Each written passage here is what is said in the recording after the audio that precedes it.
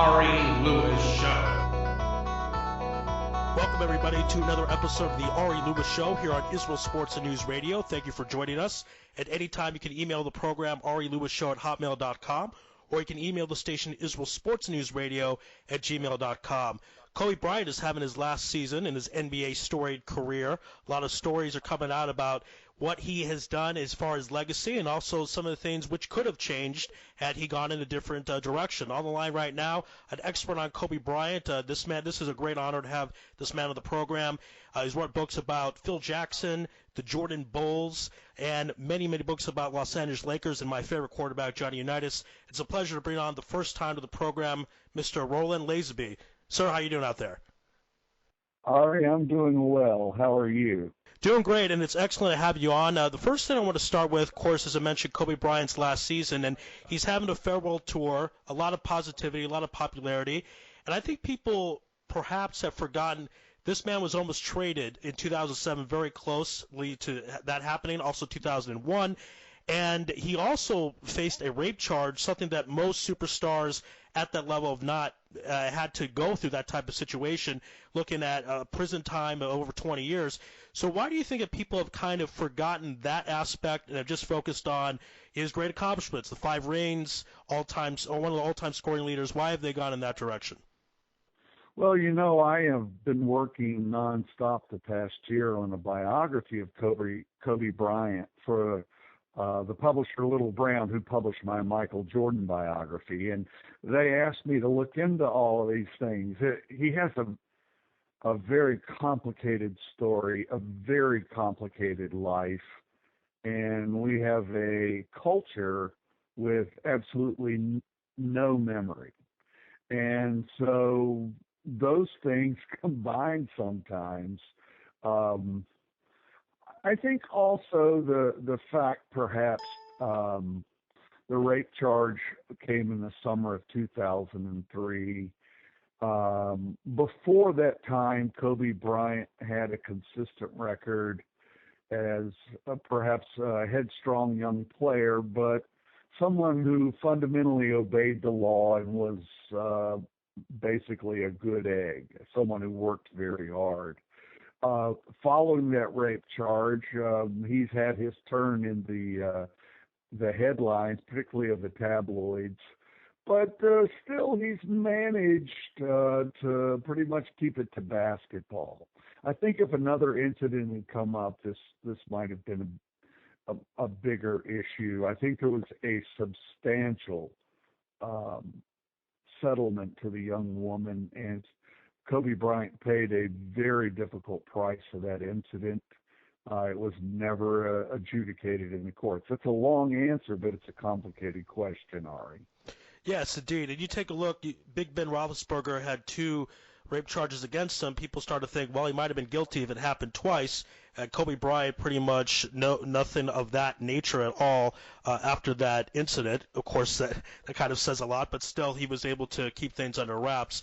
Now, Phil Jackson talked about in his book, the 2004 Lakers, a team in search for his soul. He admitted that he went to Mr. Bust to ask for Kobe Bryant to be traded for Jason Kidd. The trade did not work out, obviously. They won 3 titles in a row. Phil Jackson claims if they make the trade, they would have won 4 titles. It would be on number 5 in the 2004 season. What do you think? If Kobe Bryant's traded for Jason Kidd and Kidd's playing with Shaq, what happens to the Lakers? Well, there are a variety of ways to look at that.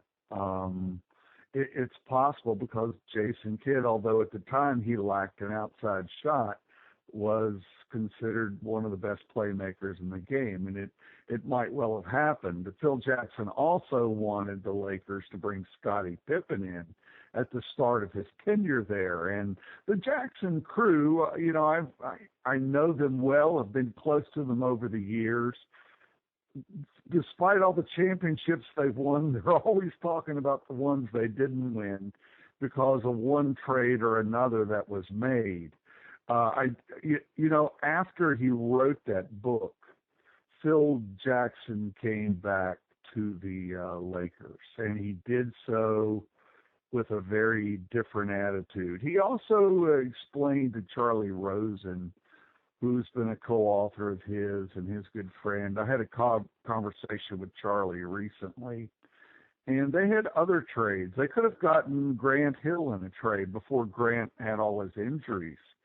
And Phil Jackson declined that trade. And what he explained to Charlie in declining that trade, well, he sort of had a mission with that book, The Last Season, in 2004. He was very angry when he wrote it.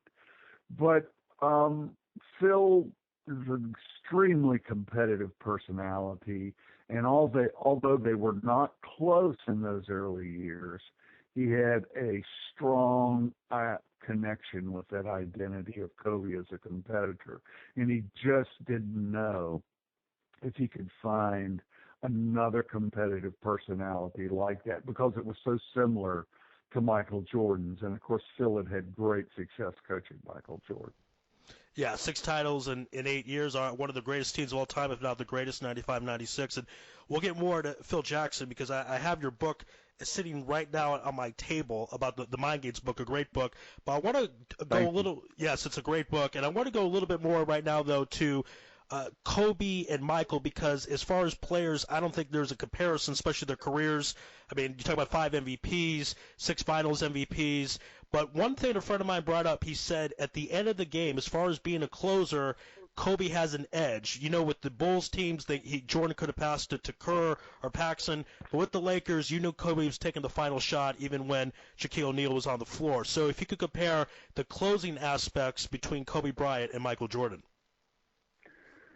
Well, you know, they both have had their moments being closers. I have a hard time making hard and fast comparisons and declaring this or that.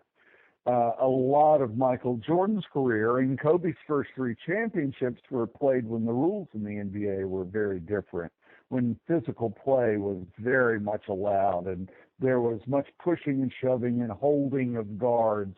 And then it totally disappeared in 2005. It went just the other way, to where you could not touch a guard. And since that time, we've seen an explosion in offensive play. It's a wonderful age, but it's very hard to compare, because one game was close to football and the other is, well, I don't know, it doesn't involve physical contact for guards very much.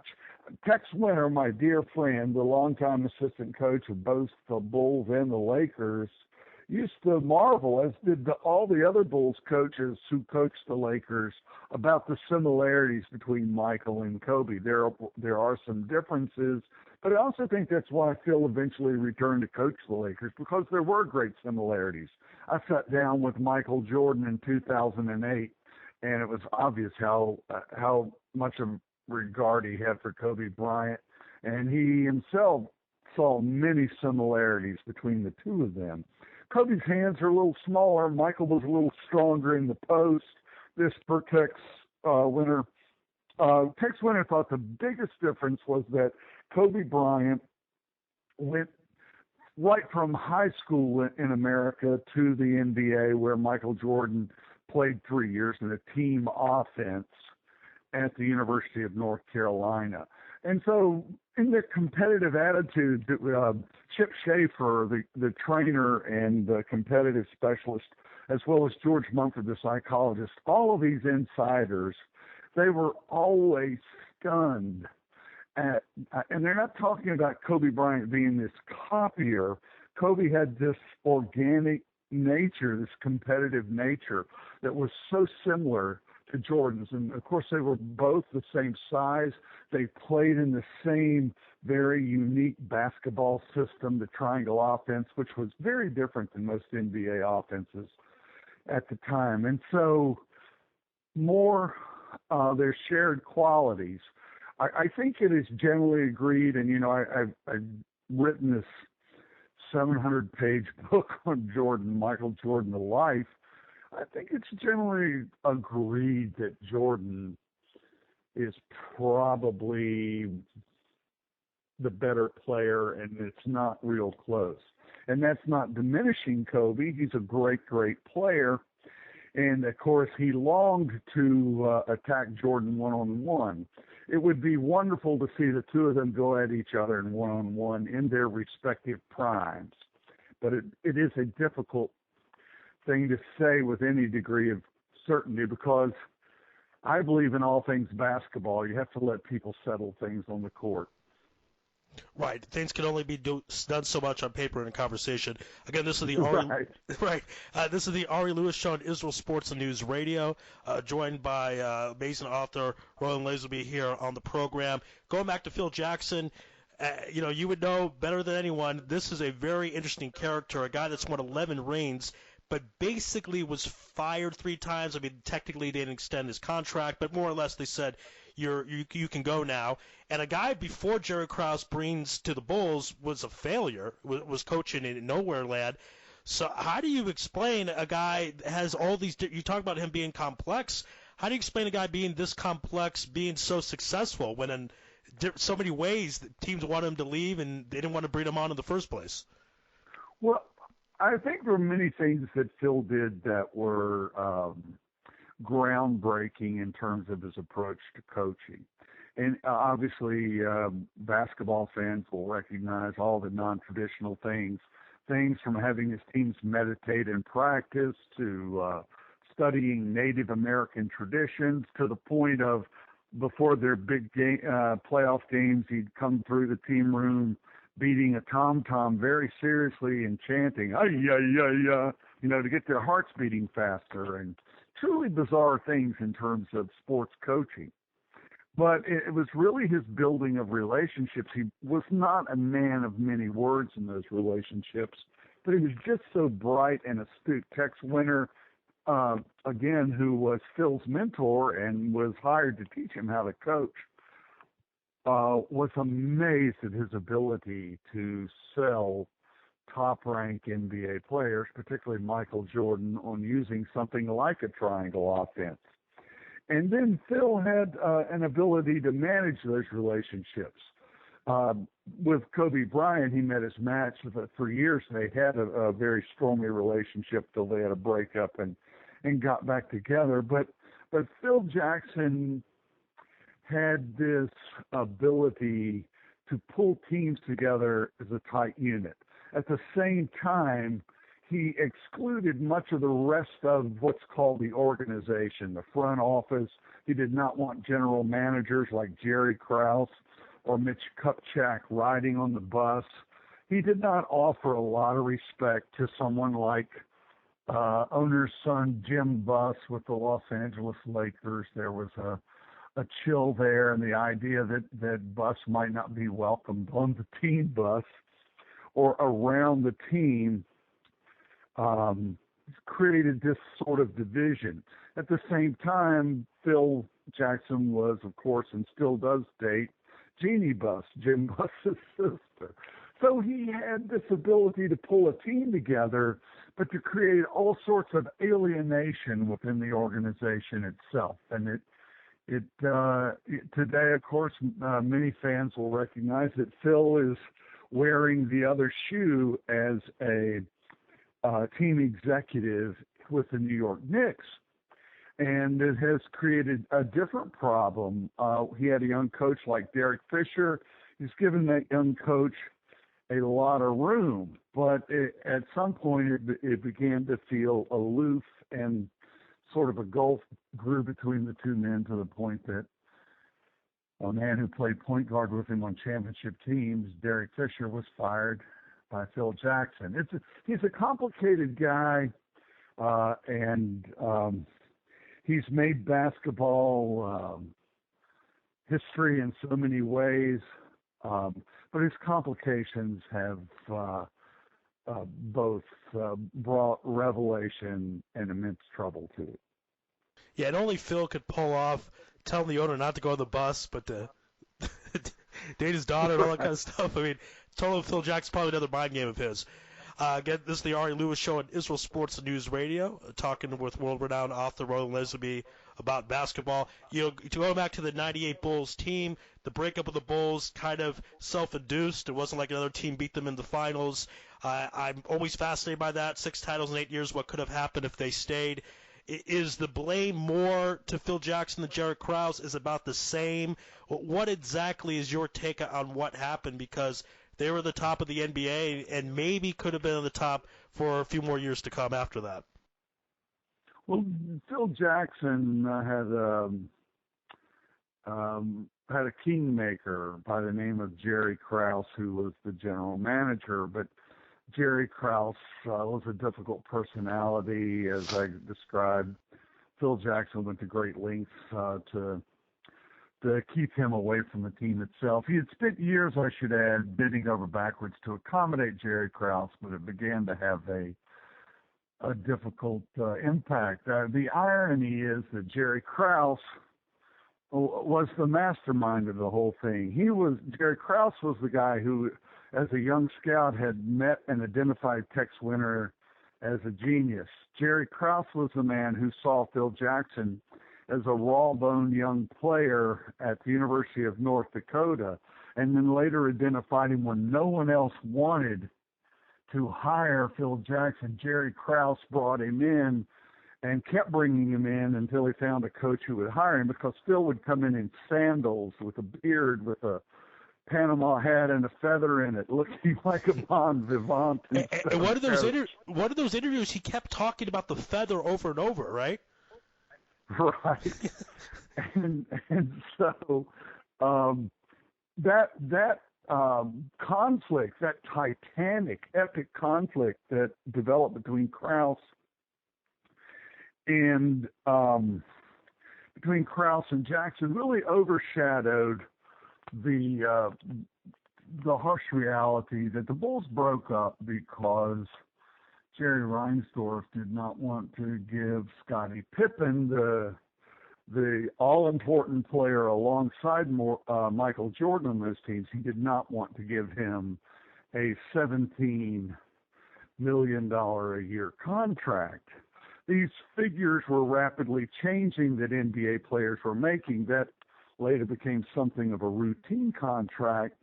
It was hard for insiders in Chicago to understand that, because Jerry Reinsdorf and his ownership group had bought the team for 11 or 12 million, and then watching Michael Jordan turn it into something worth over $1 billion today, but certainly it gained as much as 500 or 600 million in value immediately with Michael Jordan's play over about an 8-year period.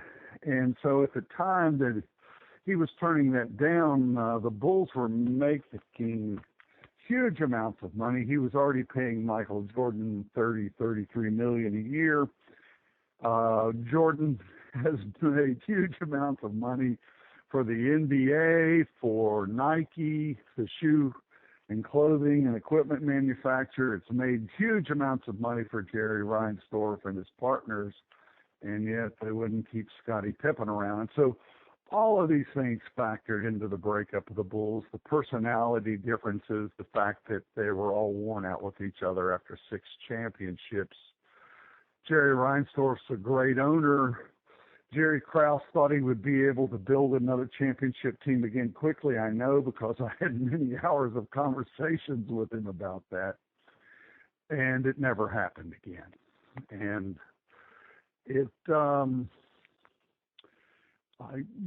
the word probably is hubris, and it's been attached to Krause a lot. I am fairly certain, after spending huge amounts of my adult life dealing with this, that they were all guilty of hubris, just as they were all successful.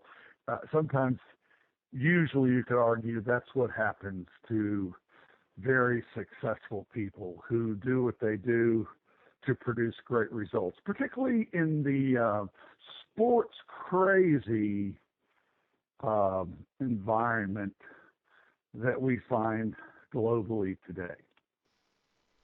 And one of the interesting things, you talk about the second Bulls three-peat team, they have Dennis Rodman, who was one of their adversaries when they were going up against the Pistons.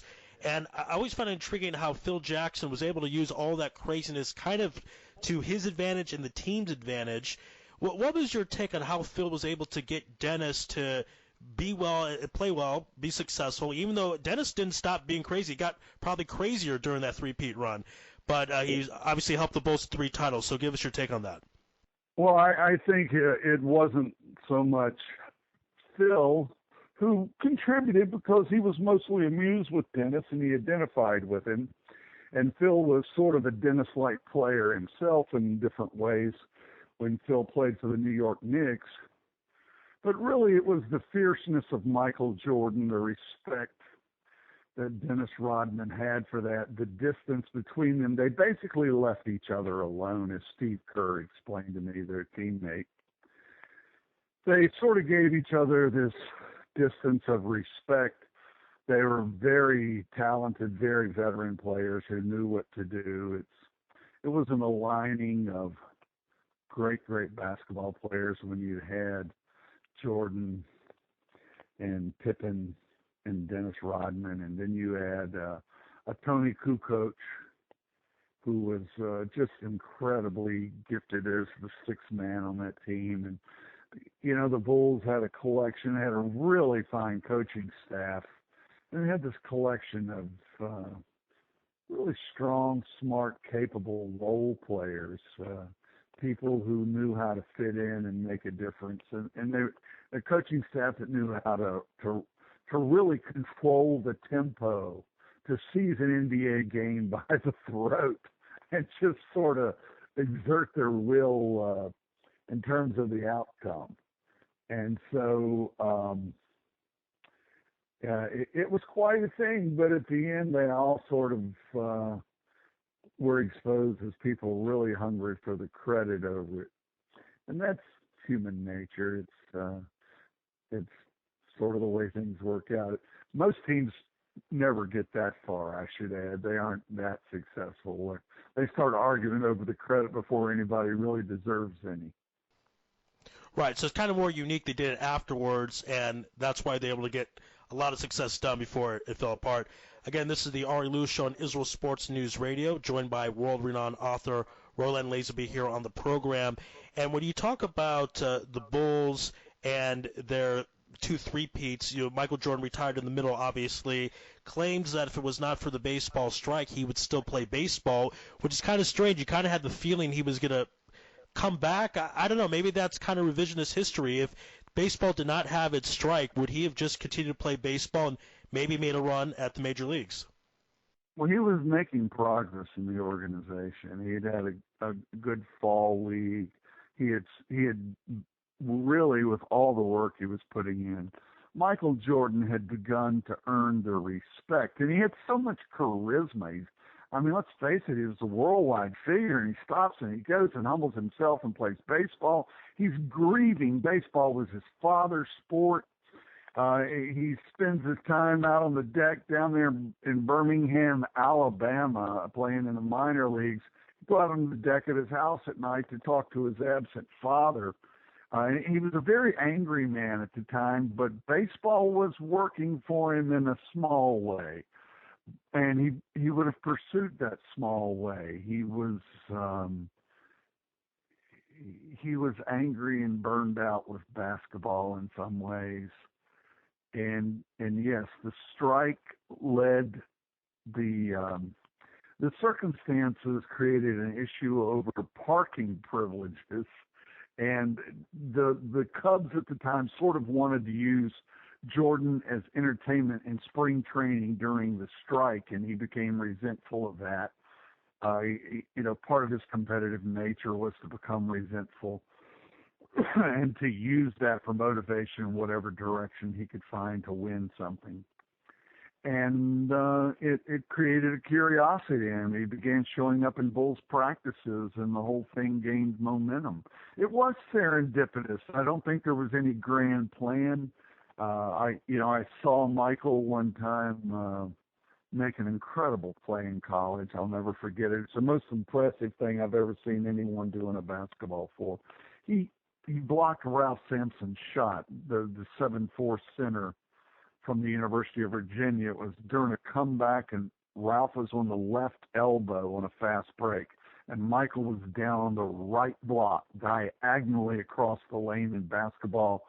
Sampson rose up to take a jump shot. Jordan came from the lower block diagonally across the lane and slammed Ralph Sampson's shot so ferociously it startled all of us on press row.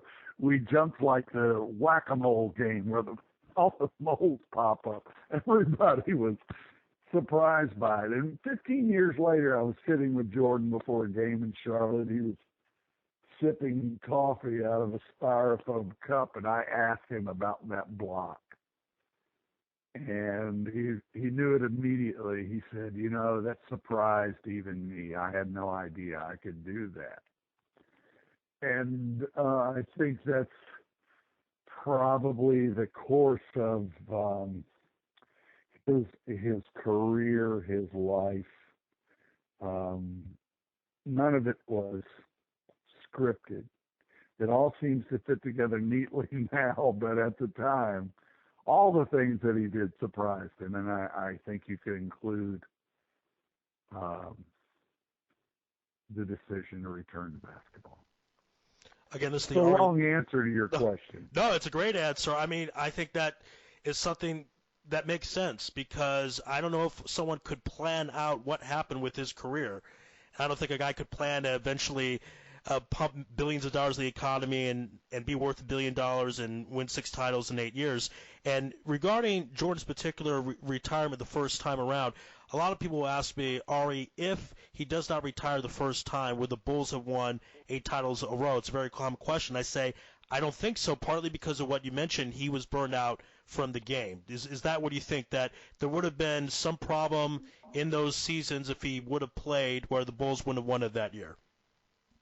Well, I don't know. I think the fans were robbed of the chance to see Michael Jordan and his Bulls play against Team Olajuwon and his great Houston Rockets teams, which won 2 titles in the interim. And it would have been a real delight to see those games. There was a sense among the Bulls coaching staff that about 3 championships in a row maxed it out. After that, you sort of had to retool and refocus. It's just, you start to exhaust the human equation, the human element in the factor. It's very hard, particularly in a much larger NBA with, now Bill Russell, of course, won 10 in 11 years, I believe, or 11 in 13. And with the old Boston Celtics, but there were a lot of times there were 10 teams in the league then. Pardon me, it was a much simpler game without a lot of double teaming defenses or any of the complexity of the modern game. In the modern game, the idea that someone can win 3 in a row is stupendous. Right. I mean, we haven't seen it since Shaq, Kobe, Lakers, obviously under Phil Jackson as well. So you're saying kind of it's a different era. Russell had less teams to deal with, less under the microscope, obviously. So those are different factors than when Jordan played. Right. Russell would win championships, and they wouldn't even sell out the next home game in Boston. It was basketball had. It was a different era. Nobody cared about American basketball, at least globally. Michael Jordan, and that went on for a long time. Michael Jordan really became the figure that made American basketball a global fascination. But I do want to point out that the triangle offense, because it does control tempo and allows teams to win that way, creates the possibility. It doesn't wear the players out quite like maybe other approaches do. That's just my guess. Who knows? All right, let's switch gears and go to football because you wrote a great book about Johnny Unitas as well. And Peyton Manning retired a few days ago. People talk about if he is the greatest quarterback, and obviously Brady plays in this era, and you've had Joe Montana in the past, other great quarterbacks. And I'm a huge Johnny Unitas fan. He played in an era where he got paid very little money, did it purely for the love of the game. Did amazing things and kind of propelled football to another level. through his sacrifice, if you will, because he had a lot of hand injuries and other injuries after his playing career. So where does Johnny Unitas rank? I mean, your book is called The Best There Ever Was, back 2002. So do you still think in 2016 that he is the best that ever was? Well, that was the phrase attached to his name. And I think you have to consider the tremendous physicality in the game. When he played it, there was no protection largely for quarterbacks in terms of the rules, all kinds of late hits. It was just a brutal beating they took. I played some college football at Virginia Military Institute in 1970, and everything was helmet to helmet. We were taught, put a hat on someone. And so the game was much more challenging physically. Today, those kinds of plays that were routine then are considered outrageous attempts at assaulting someone to go helmet to helmet. But that was a good hit back when Johnny Unitas played. That was considered a fun thing to see. And so when you consider all the elements in his toughness, it's hard to beat the legend. And, he was in the great overtime game, the televised game. That was really his performance and the performance of the Colts over the New York Giants in the 1958 NFL Championship overtime. That's sort of considered the event that ignited so much sports fascination in America, the growth of sports television, the whole industry really, and introducing the age of big money for athletes and big money for television contracts, and it's growing still. The NBA is about to. It was in the midst of watching player salaries double and triple and quadruple just because of the TV contracts. It's reaching absurd levels.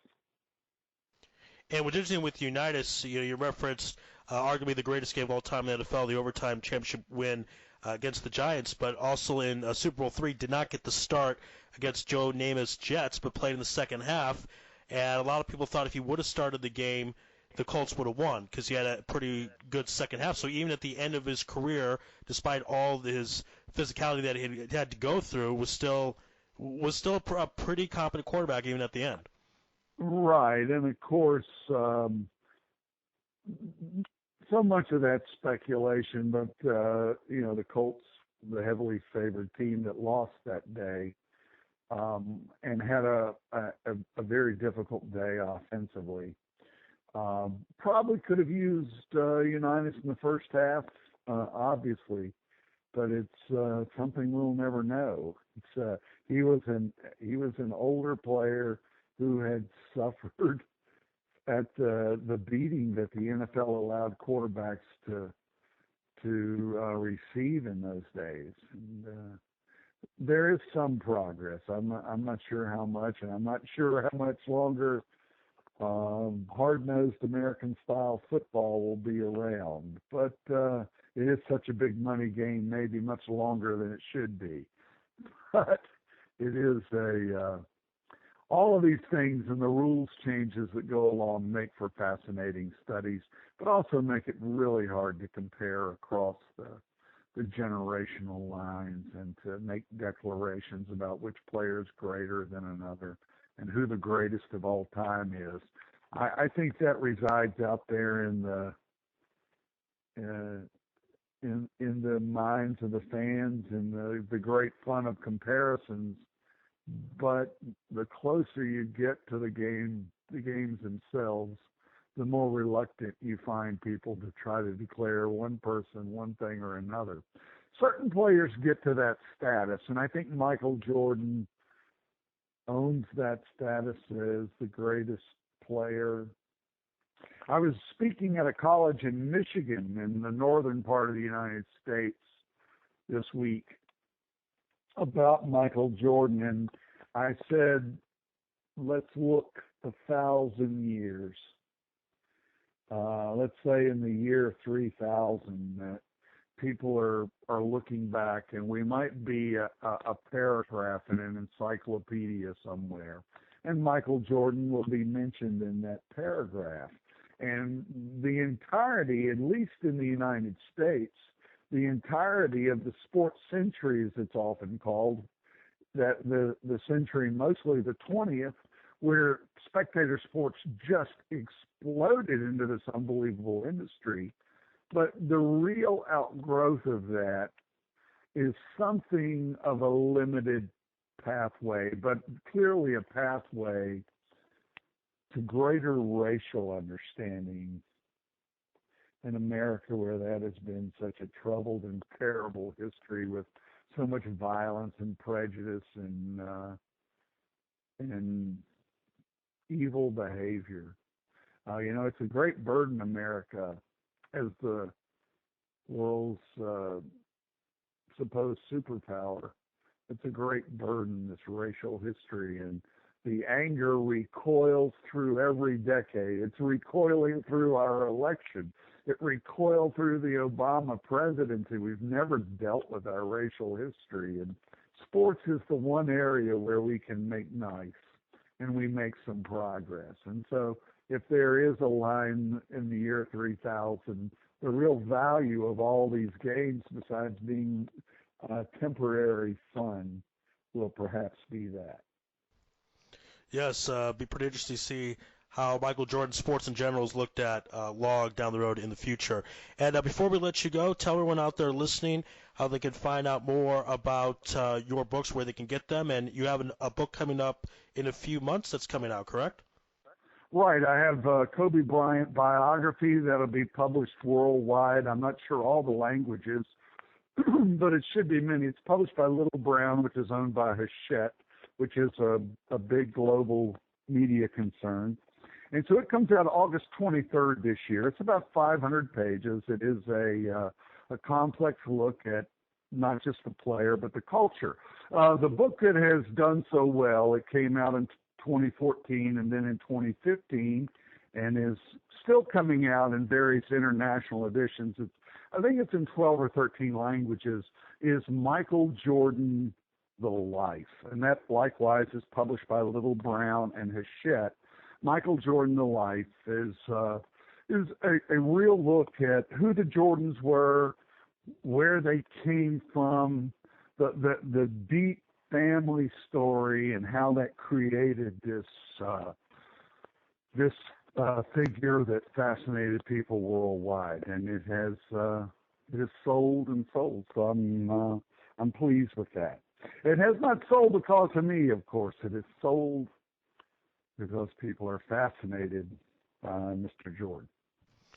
Well, he's a fascinating character, but you're the one who brought that out in your work, so congratulations, obviously, on all the great things you've done throughout your career. It is a pleasure to have you on the program, and we'll be looking forward to the book about Kobe Bryant coming up shortly. So, Mr. Roland Lazenby, thank you for being on the program today.